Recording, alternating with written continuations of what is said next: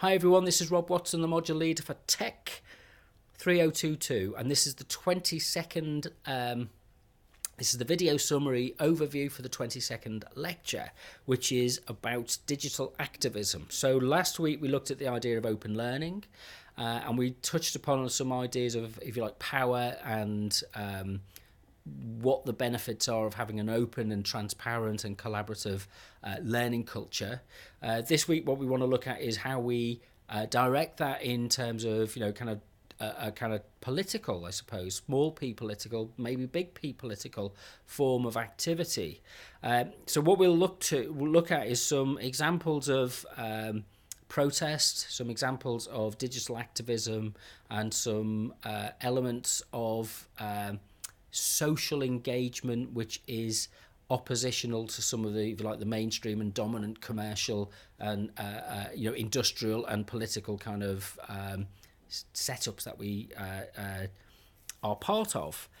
So there's this. We need to situate this into, I suppose, the kind of argument about mass media and the kind of knowledge and skills and literacies that people have about understanding mass media, but so that we can address the question of what is different about social media and network media and participative media, so that we can actually ask the question, are we using our campaign tools, our tools that we have for communication, for social influence, are we using that in a positive way or a negative way? And I suppose the fake news agenda, which we touched on with the academic evidence gathering lecture, is very much present about this process. But, we talked, again, we briefly mentioned this last week, is that, kind of social protest is not without its restrictions and its dangers, and that an authoritarian state or society or culture is as likely to use social media to oppress people as it is to allow people to explore the limits of their social selves in an open and free exchange of dynamic ideas.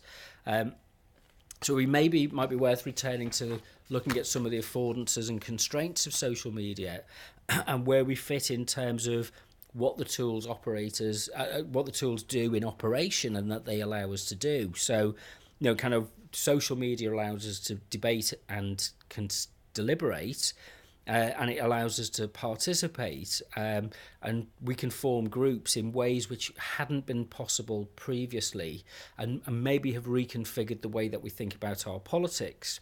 So this is something that comes out of an interest in alternative media and the kind of sense of media that's used for a sense of protest, indie media, and what the other groups I'm trying to think of off the top of my head. Oh God, it just goes blank when I'm trying to remember it. But I'll have some examples ready when we speak.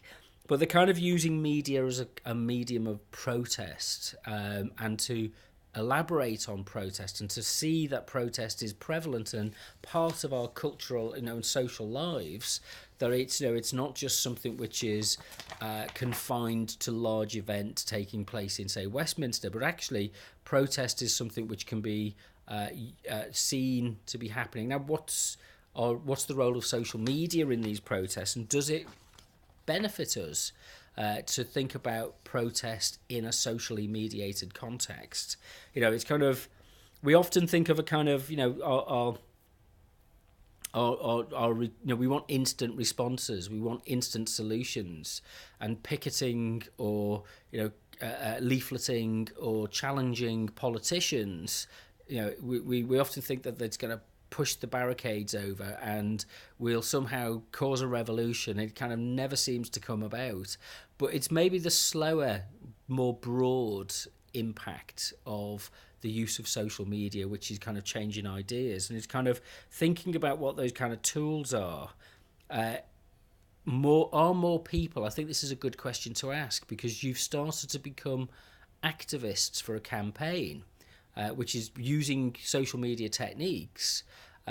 Does that mean that you will take that on into other areas of your life and use those tools and techniques and become more committed to a sense of activism?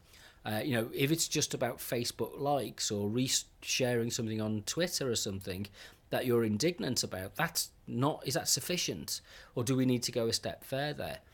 So there's some ideas about activism that we'll look at, and kind of what the kind of sense of personal involvement, and what the kind of activist tradition uses and argues is a way of forming networks and supporters of people that go beyond simply just being a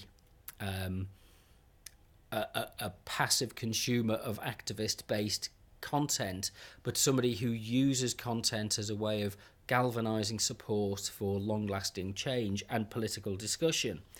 So this fits well with the spreadable media argument that we've looked at in previous weeks, and the kind of relationship between organising a political campaign. And this is something that it would be interesting to look at in relation to the Bernie Sanders campaign for the presidential election in 2016, is in terms of, if you like, mass media versus spreadable media. And, kind of Trump it famously says, broadcast media is fake media, and that's so he wouldn't have got where he got without social media. And there's debates and discussions to be had about that. And I suppose the question that I'm interested in is in terms of what it means to be a citizen, and what citizens' media or community media is about in these circumstances. So the notes for this are available on the DMU Commons website. Just go to wiki.our.dmu.ac.uk and look for the TECH3022 section. If you want to add anything to the conversation and share any ideas or share any content that you've got, just go over to talk.our.dmu.ac.uk and log in using the LDAP function, which gets you into the talk system. But I'll see you at the lecture.